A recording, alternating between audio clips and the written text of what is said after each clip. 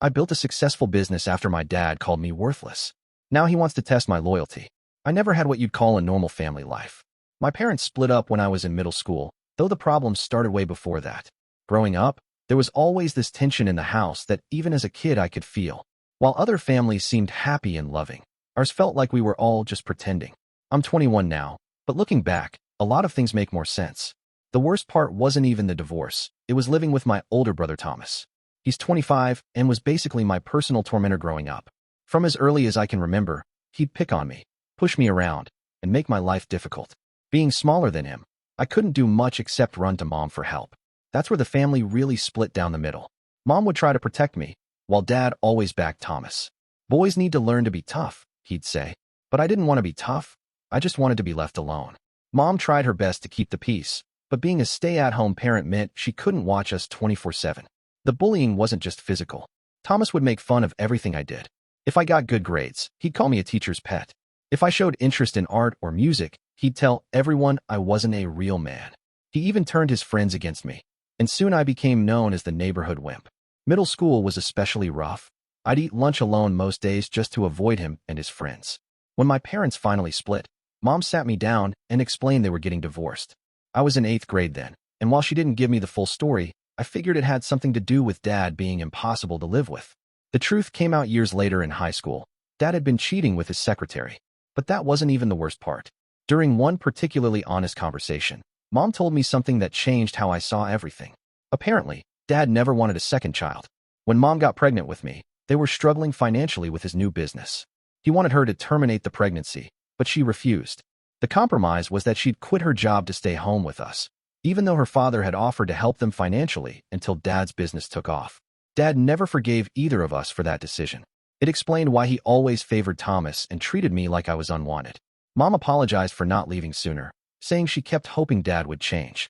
Instead, things just got worse until the affair finally pushed her to file for divorce. The custody arrangement they worked out was interesting. I'd spend weekends with Dad, while Thomas stayed with Mom. It worked because I made it clear I didn't want to be around both Dad and Thomas at the same time. The only exception was holidays, which were always tense, especially after Dad started dating his secretary openly. These holiday gatherings were like walking on eggshells. We'd sit around the dinner table, pretending to be a happy family while everyone knew it was fake.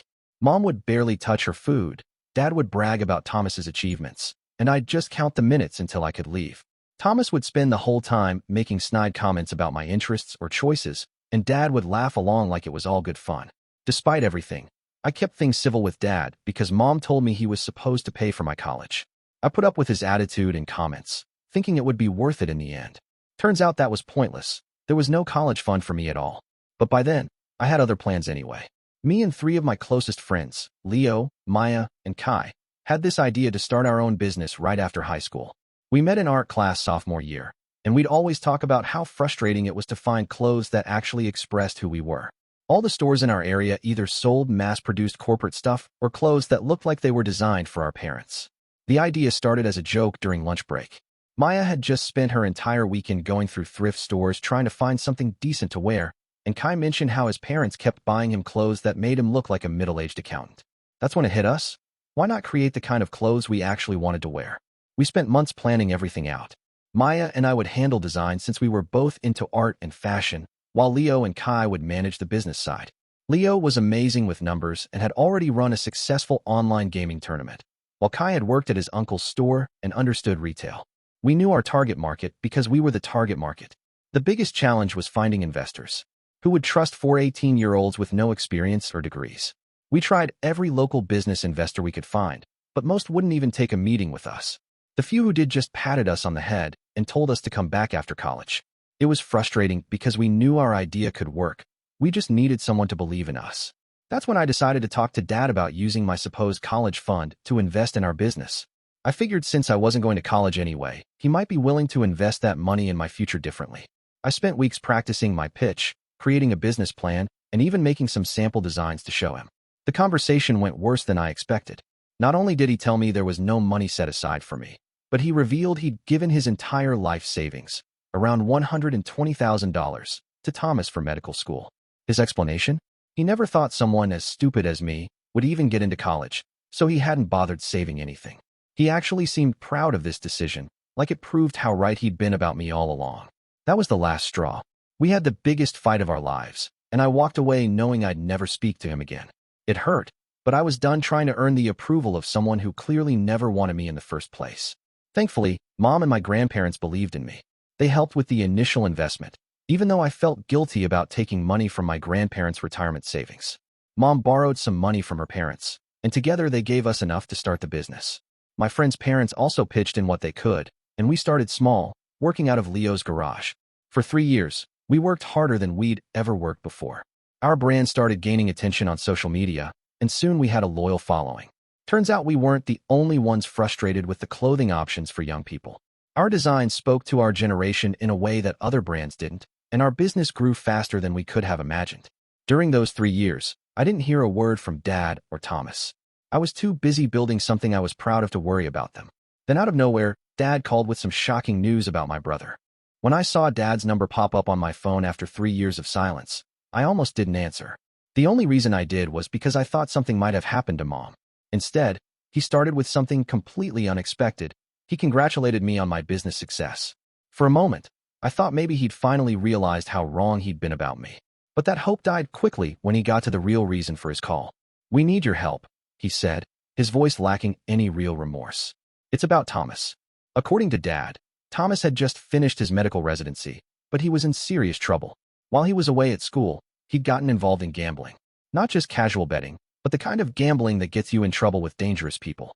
Now these people were looking for him, and the amount wasn't small. Thomas had to leave his residency program early and was hiding out at Dad's place. But Dad said that wouldn't keep him safe for long.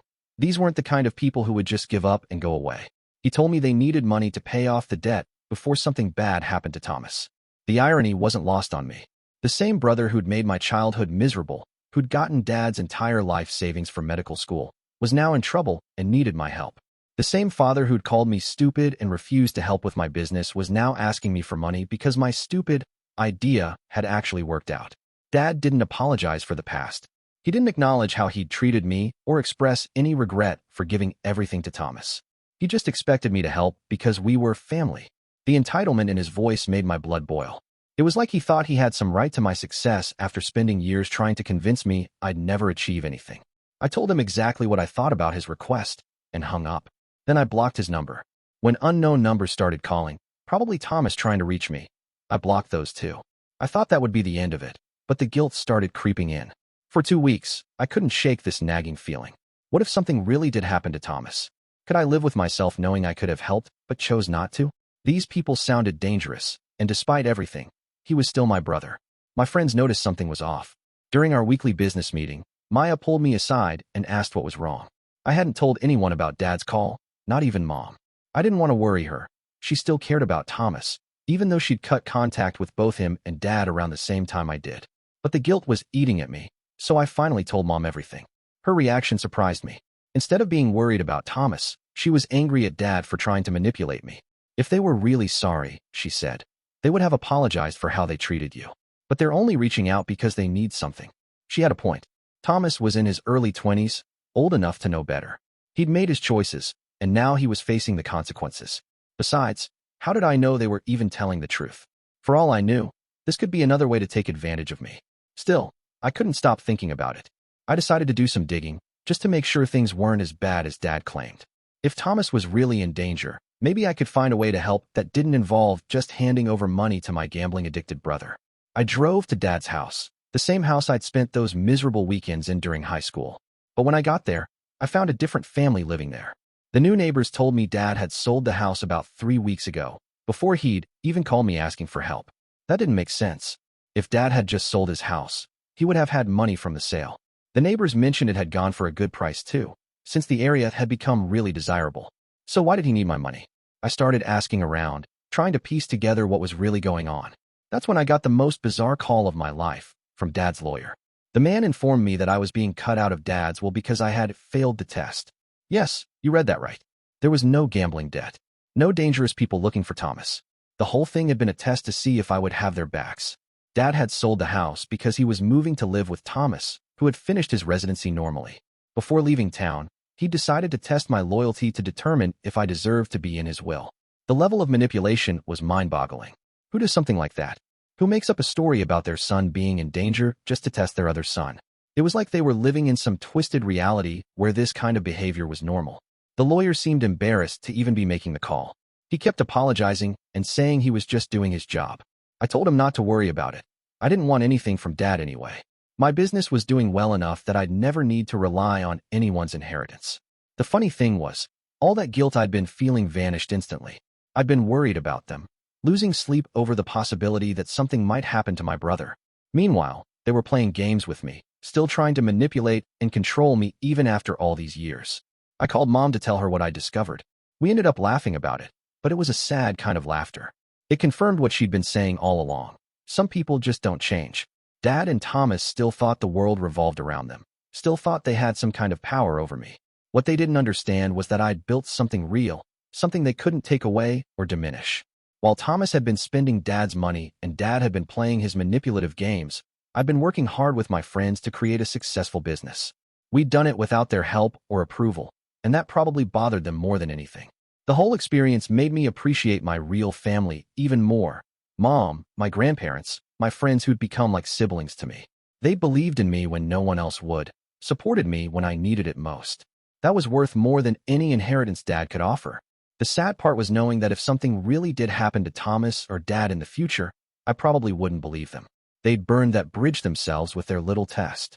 But I was done feeling guilty about it, done worrying about people who'd never worried about me. Life has a funny way of working out sometimes. About a year after Dad's ridiculous test, I met someone who changed everything. Well, technically, I'd known her since we were kids. Sarah had lived down the street from us until her family moved away when we were 12. She moved back to town last year, and we reconnected at a local coffee shop. I almost didn't recognize her at first. She was looking at our brand's display in the shop window when I walked in for my morning coffee. When she turned around, it took me a second to place her face, but then all the memories came flooding back. We used to ride our bikes together in the neighborhood, back before things got really bad with Thomas and Dad. We got to talking, and it turned out she'd been following our brand's success from afar. She worked in marketing and had actually used our company as a case study for one of her clients. One coffee turned into lunch, lunch turned into dinner, and before I knew it, we were spending every free moment together. Sarah understood me in a way few people did. She remembered what it was like back then. She'd seen how Thomas treated me, how Dad always took his side. She'd even been there the day Thomas pushed me off my bike and laughed while I was crying, and Dad told me to man up instead of helping me up. But more than that, she got who I was now. She saw past the successful business owner to the person underneath. When I told her about Dad's loyalty test, she didn't just get angry on my behalf. She helped me see that I'd done the right thing by walking away. After a year of dating, I knew she was the one. Some people might say that's too fast, but when you know, you know. I proposed on a regular Tuesday evening. Nothing fancy, just us having dinner at home. She said yes before I could even finish asking. We started planning the wedding right away. Mom was thrilled. She'd always liked Sarah, and seeing us together made her happy. My grandparents insisted on helping with the wedding costs, even though the business was doing well enough that we could handle it ourselves. They said it was their right as grandparents to spoil us. Maya immediately offered to design Sarah's wedding dress, and the four of us, Leo, Maya, Kai, and I, decided that creating a special wedding collection would be a fun way to merge my personal life with our brand. Sarah loved the idea and started working with us on the marketing campaign. Everything was falling into perfect place. The business was growing beyond our wildest dreams.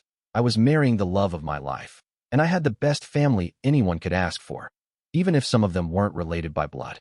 Then the email came. It was from Dad, copying both me and Thomas. The subject line read, "Regarding your wedding."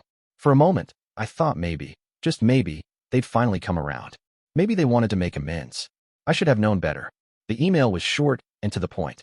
They'd heard through the grapevine about my engagement, probably from some distant relative who still talked to both sides of the family. While they were happy for me and Sarah, they wanted to inform me that they wouldn't be attending the wedding because they felt it would be inappropriate for them to be present at an event where the host clearly doesn't like or respect them. The level of self-centeredness was almost impressive. They weren't invited in the first place. Sarah and I had never even discussed inviting them. But somehow, they'd turned it around to make themselves the victims, as if they were taking some noble stand by declining an invitation that was never extended. I forwarded the email to Mom, Sarah, and our friends. We all had a good laugh about it. Maya suggested we frame it and put it on display at the wedding as a reminder of the bullets we'd dodged. Leo thought we should send them a thank you note for giving us such an amazing wedding gift, their absence. Sarah was particularly amused by the whole thing. They really think everything's about them, don't they? She said. I mean, who announces they're not coming to a wedding they weren't invited to? But beneath the humor, there was something kind of sad about it. Here were two grown men, still playing these childish games, still trying to make everything about themselves. While I was building a life, growing a successful business, and finding real love, they were stuck in their own little world of manipulation and drama. Mom put it best when she said, some people would rather play the victim than admit they were wrong. She was right. It would have been so easy for them to reach out, apologize, try to make amends.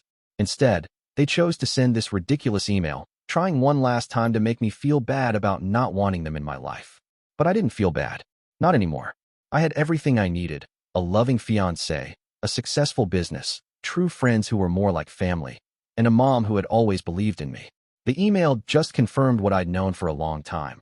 Walking away from Dad and Thomas was one of the best decisions I'd ever made. The wedding planning continued, and every day I felt more certain about my choices, both in choosing Sarah and in choosing who I wanted in my life. We decided to keep the wedding small, just the people who had actually been there for us. No pretense, no drama, just love and celebration. Maya finished designing Sarah's dress, and it was perfect, just like her. The wedding collection we created together became our brand's most successful launch yet. Even the local business magazine wanted to do a feature story about it. Looking back now, it's amazing how things turned out. That scared kid who used to run from his brother's bullying had built something real, something lasting. The business that Dad thought was stupid had become more successful than his ever was. And most importantly, I'd found my real family, the people who loved me for who I was, not who they wanted me to be. Dad and Thomas's email sits in my inbox as a reminder, not of what I lost, but of what I gained by walking away. Sometimes the family you choose is better than the family you're born into.